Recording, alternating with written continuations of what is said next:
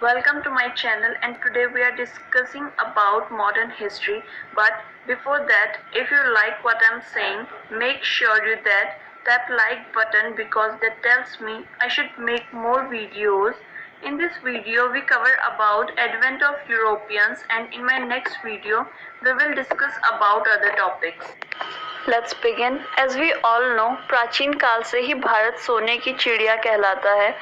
यही कारण है जो फॉरेनर्स हों, चाहे बिजनेसमैन हो, टूरिस्ट हो, सब हमारे देश के प्रति बहुत आकृष्ट होते आ रहे हैं. It was the Portuguese who first discovered a direct sea route to India. Portuguese sailor Vasco da Gama arrived at Calicut in Kerala, an important seaport located in southwest India. अगर हम बात करें कि जो यूरोपियंस थे वो India क्यों आए थे और उन्होंने लैंड रूट की जगह सी रूट क्यों अपनाया था, तो इसका रीज़न हम कह सकते हैं 3G. 3G मतलब God, glory and gold. God to spread religion, glory to regain or recover their business losses, gold for trade, mainly in spices, especially black pepper. Spices become inaccessible, unaffordable and unavailable in Europe and for Europeans. अगर हम बात करें कि अगर हमें किसी खाने पीने के सामान को स्टोर करना है तो हम उसे कैसे कर सकते हैं, या तो रेफ्रिजरेटर. अगर रेफ्रिजरेटर नहीं है तो हम स्पाइसेस का यूज़ कर सकते हैं.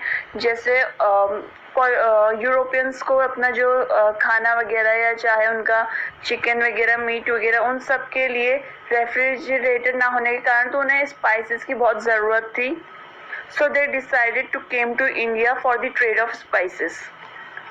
और वो लैंड रूट से इसलिए नहीं आए थे क्योंकि ये बात है in 1453 Ottoman Turks occupied Constantinople, which lied on silk and trade route. It was the only practical land route that connected Europe to Asia, and Turks got monopoly over that route. In 1486, Dace from Lisbon started to find sea route to India, but he stopped search because at the bottom of Africa he founded an area where the ships were sunk into sea and named it as Cape of Storms, but the king changed it as Cape of Good Hope. Spanish rulers sponsored Italian sailors. Christopher Columbus discovered a new continent, that is America, after traveled 500 km in 1492. Later, Amerigo Vespucci was sent to confirm American continent. Red Indians, a primitive tribe, believed that they were from India, was founded in South America. In 1497 to 1498, Vasco da Gama reached Madagascar with the help of Gujarati merchant. He finally landed in Calicut, India. No country was influenced by these two discoveries. Zamorin, the king of Calicut, invited Vasco da Gama. अब हम बात करते हैं governor की. जो Francis एल्मिडा थे उनका time period था 504 to 9. He was the first Portuguese governor and he was replaced by Alfonso de Albuquerque. In 1510, he defeated Bijapur Sultans and taken Goa. In 1511, a friendly treaty with Sri Krishna Devaraya, the Nano de Chuna. In 1530, he shifted headquarters from Cochin to Goa. Martin Alfonso de Souza. In 1540, Saint Francis Xavier, the Catholic missionary, came to India. Francis Xavier alone converted 7 lakh fishermen into Christianity of Goa and Tamil Nadu state. His mummy is kept in Goa church. The merchants came to India in chronological order, that is Portuguese, then Dutch, then British, then Danes, then French. Except French, it was a public sector undertakings, others were representatives and private companies. Portuguese contribution to India. In 17th century, various new crops were introduced, include tobacco, maize, chilies. At that time, Jahangir was emperor. Printing press in 1556 to promote Christianity. First book printed in India, St. Peter's Charitra in Marathi language. First Telugu book printed in India's Bible.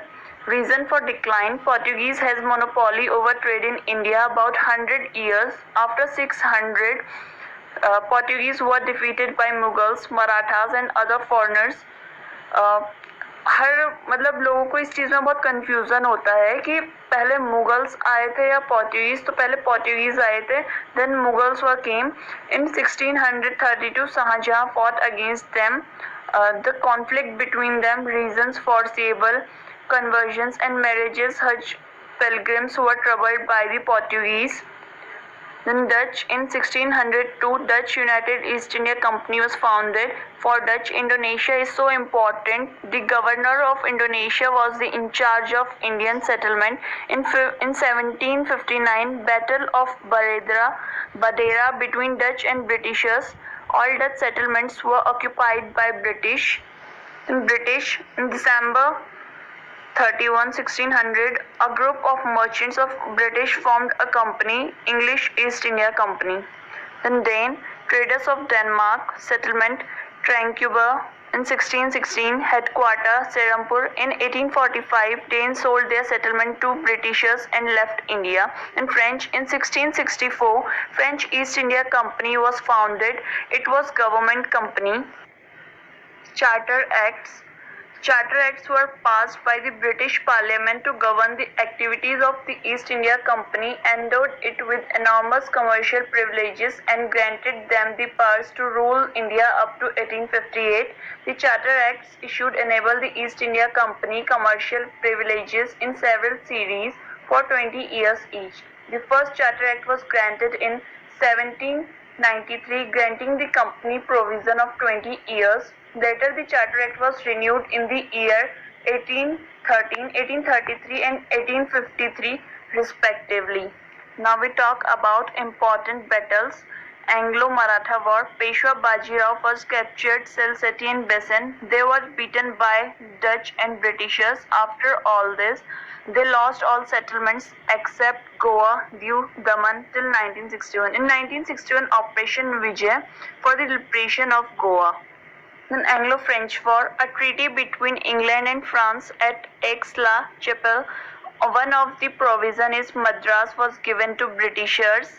In 1749, Battle of Ambur, Dupleix killed Anwar-ud-Din, son of Muhammad Ali, ran away and hidden in Tirunapati.